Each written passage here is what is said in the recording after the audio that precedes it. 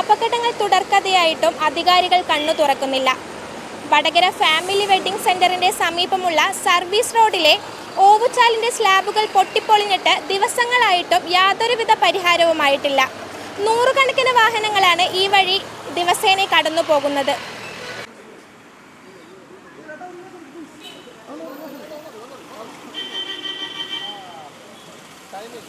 National ഹൈവേയുടെ പ്രവൃത്തി നടക്കുന്നതിനാൽ നൂറുകണക്കിന് വാഹനങ്ങളാണ് സർവീസ് റോഡിലൂടെ യാത്ര ചെയ്യുന്നത്. മഴയെത്തുന്നതിനു മുമ്പ് തന്നെ നിരവധി വാഹനങ്ങൾക്കും യാത്രക്കാർക്കും കുഴിയിൽ വീണ് അപകടങ്ങൾ സംഭവിച്ചിട്ടുണ്ട്. കൂടാതെ അപകട സൂചനാ ബോർഡുകൾ സ്ഥാപിക്കാത്തതിനാൽ രാത്രികാലങ്ങളിൽ അപകട സാധ്യത ഏറെയാണ്. സർവീസ് റോഡ് വീതി കുറഞ്ഞതിനാൽ ബൈക്ക് ഉൾപ്പെടെയുള്ള വാഹനങ്ങൾ ഫുട്പാത്തിലൂടെയാണ് യാത്ര ചെയ്യുന്നത്. അതിനാൽ കൂടുതലായി അപകടത്തിൽപ്പെടുന്നത് ബൈക്ക് യാത്രക്കാരാണ്. മഴ ശക്തിയാവുന്നതോടുകൂടി കുഴിയിൽ വെള്ളം നിറഞ്ഞ് അപകടങ്ങൾ വർദ്ധിക്കുമെന്ന ആശങ്കയിലാണ് പരിസരത്തെ സ്ഥാപനങ്ങളിലെ ജീവനക്കാർ. ഇതിനെക്കൊണ്ടുള്ള ബുദ്ധിമുട്ടെന്ന് വെച്ച് കഴിഞ്ഞാൽ ഇപ്പം നമ്മൾ ഇതിൻ്റെ തൊട്ടുമേലുള്ള സ്ഥാപനത്തിലെ ആൾക്കാരാണ്. അപ്പോൾ കഴിഞ്ഞ ഒരു മാസത്തോളമായി ഈ ഒരു പ്രശ്നം ഇപ്പോൾ കൂടുതലായിട്ടുണ്ട്. അപ്പോൾ ഇപ്പോൾ എന്ന് വെച്ചാൽ ഇപ്പോൾ ഒരു 3-4 ദിവസം മുന്നേ ഒരു അമ്മയും ഒരു കുട്ടിയും കൂടി വണ്ടിയെ പോയി വീണിട്ടുണ്ടായിരുന്നു. ആ വീണ സമയത്ത് കുട്ടിക്ക് ചെറിയ പോറലേറ്റിട്ടുണ്ടായിരുന്നു. അപ്പോൾ ഇതിനു മുന്നേ പോലീസ് സ്റ്റേഷനിൽ വിളിച്ച സമയത്ത് അവർ പറഞ്ഞത് PWD ആയിട്ട് ബന്ധപ്പെടാനാണ്. അങ്ങനെ PWDനെ ഗൂഗിളിൽ സെർച്ച് ചെയ്തിട്ട് ആ നമ്പർ കിട്ടുന്നില്ല. അപ്പോൾ ഇവിടെ വാഗാട്ടിൻ്റെ ടീം ഉണ്ടായിരുന്നു.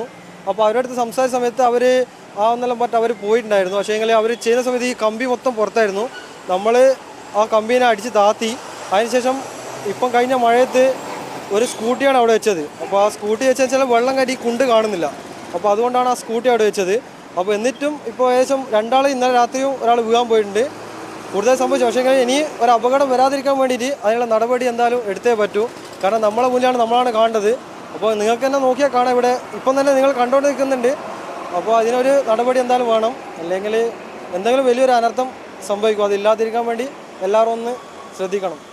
ഇവിടെ ഈ സർവീസ് റോഡ് ആകെ 3-3.5 മീറ്റർ ഉണ്ടാവുള്ളൂ. ബാക്കിയുള്ളത് ഫുട്പാത്തിലേക്കാണ് വണ്ടികളെല്ലാം പോകുന്നത്. നിരവധിയായ വണ്ടികളിൽ കൂടി ഡെയിലി പോകുന്നുണ്ട്. ബൈക്കുകളാണ് ഏറ്റവും കൂടുതൽ ഈ സൈഡിൽ കൂടി പോകുന്നത്. അപ്പോൾ രാത്രിയൊക്കെ ആകുന്ന സമയത്ത് ഈ കുണ്ട് കാണാത്തത് കൊണ്ട് ഒരുപാട് അപകടങ്ങൾ ഇപ്പം നിലവിൽ സംഭവിച്ചിട്ടുണ്ട്. ഇനിയിപ്പോൾ ഒരു മരണം സംഭവിക്കുന്നവരെ അധികാരികൾ കണ്ണു തുറക്കില്ല എന്നാണ് തോന്നുന്നത്.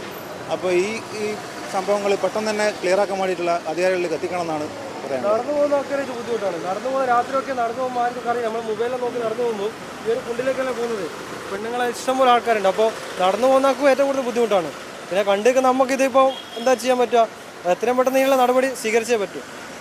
കാലവർഷം ശക്തമാവുന്നതിന് മുമ്പേ പൊട്ടിപ്പൊളിഞ്ഞ സ്ലാബുകൾ നീക്കം ചെയ്തില്ലെങ്കിൽ കാൽനട യാത്രക്കാരുൾപ്പെടെയുള്ളവർക്ക് നിരവധി അപകടങ്ങൾ സംഭവിച്ചേക്കാം.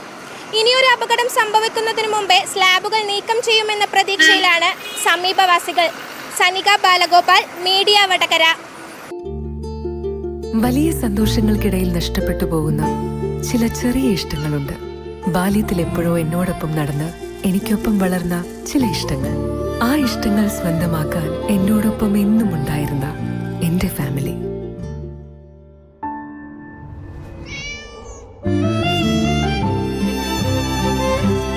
എന്റെ ഇഷ്ടങ്ങൾ എന്റെ ഫാമിലിക്ക് അറിയാം. Family wedding centre.